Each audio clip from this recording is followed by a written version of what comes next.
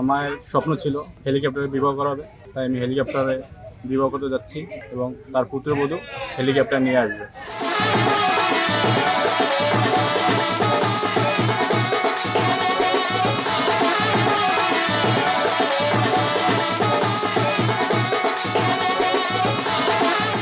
এই আমার মায়ের ইচ্ছে পূরণ করার জন্য আমি এসব হেলিকপ্টারে যাচ্ছি আমার মায়ের ছোট পুত্রবধূ আমি নিয়ে আসার জন্য।